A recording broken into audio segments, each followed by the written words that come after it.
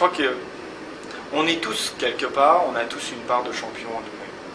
Il ne faut pas penser qu'il y a une élite dans le sport, et puis on peut s'inspirer de ça, et puis ça va nous faire réussir dans tout.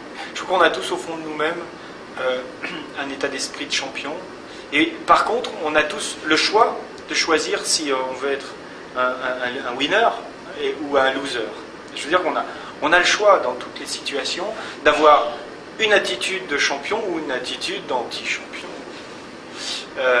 Et ça, c'est important.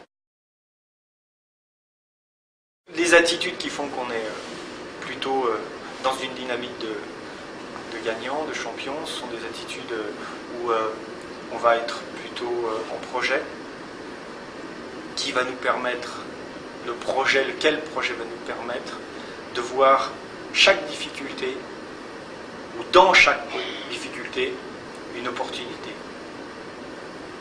plutôt qu'un obstacle. Dans le monde de l'entreprise, c'est la même chose.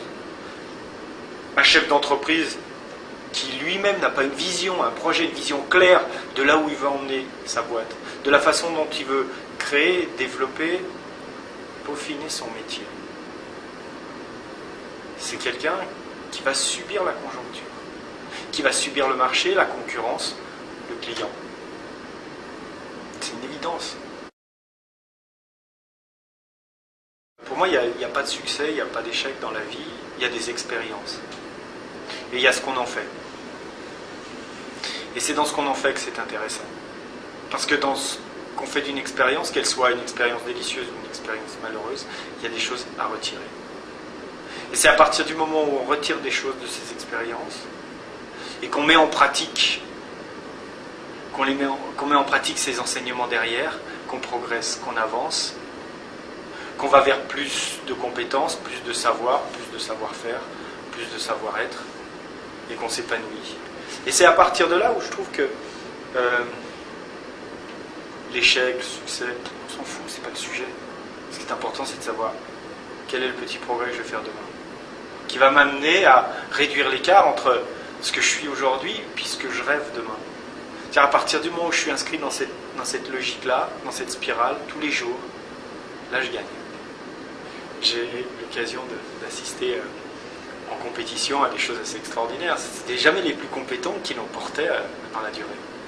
Celui qui l'emporte dans la durée, c'est celui qui a le souci de se perfectionner chaque jour. Souvent, on voit des gens qui ont tout vu, qui savent tout, qui connaissent tout, et qui se remettent plus en question. C'est des gens qui sont plutôt dans une stratégie de protection de leurs acquis, de leur savoir, je sais, hein, mais qui, quand ils rencontrent une faille, ou une situation dans laquelle ils n'ont pas obtenu le résultat qu'ils attendaient, ils vont chercher à s'en protéger, et surtout à ne pas se remettre dedans. Et là, ils sont dans des stratégies d'évitement. Mais on ne peut pas réussir si on est dans une stratégie d'évitement, si on évite les choses, si on évite les obstacles. Non, les obstacles, ça peut être intéressant. Moi, j'ai fait un sport, des obstacles sur une piste de bosse, il y en a, mais il y en a tous les 3,50 m. Sur 250 mètres. Il y en a énormément. Et on ne peut pas voir chaque obstacle comme un piège. Ou alors on ne fait pas de ski de bosse. Mais dans la vie, c'est pareil. Si vous voyez les obstacles comme des pièges, comme des dangers, vous restez chez vous. Si vous les voyez par contre comme des tremplins, comme des opportunités de grandir et de progresser, là, ça devient intéressant de mettre le nez dehors. La bonne approche, c'est de prendre du plaisir. Donc ça veut dire quoi? Prendre du plaisir, ça veut dire voir l'opportunité. Tu vois, là, il y a une menace, c'est voir l'opportunité. Le prendre du plaisir dans ce que tu fais, c'est regarder ce qui marche plutôt que ce qui ne marche pas. C'est regarder ce que tu as pour réussir plutôt que ce qui te manque. Ça, c'est super important. Tu es riche de ce que tu as, pas de ce qui te manque. Pour réussir, il faut être riche. Et pour être riche, il faut voir ce qu'on a. C'est ça le truc.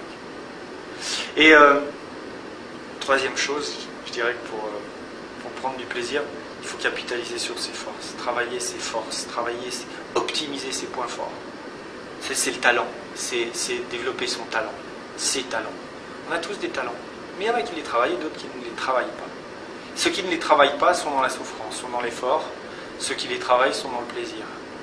Je veux dire, le plaisir donne la confiance, et la confiance permet d'élever le niveau d'exigence. Il n'y a pas de niveau d'exigence élevé s'il n'y a pas de plaisir au départ. Le problème, c'est quand on souffre, on transpire, on a peu d'énergie, peu de confiance, quand les doutes arrivent, on baisse le niveau d'exigence.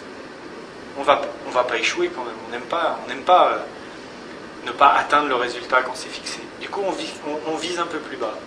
On vise 50 au lieu de viser 80. Et puis on se dit 80, ça sera dans un an. Dommage, c'est dommage. Et c'est ce qui fait que c'est plus long. Souffrir pour réussir, c'est ok, mais c'est plus long dans le temps. Ça demande plus de temps, plus d'efforts, plus d'abnégation, plus de sacrifices aussi peut-être. Mais je pense que pour réussir, il ne faut pas se sacrifier, au contraire.